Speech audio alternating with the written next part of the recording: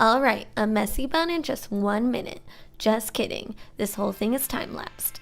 It's best to start with curled hair to give it a little extra texture. Unless you already have textured hair, then you're one step ahead of the rest of us. So you'll flip your head upside down, brush it into a high pony, but not too tight unless you want to be popping Tylenol all day.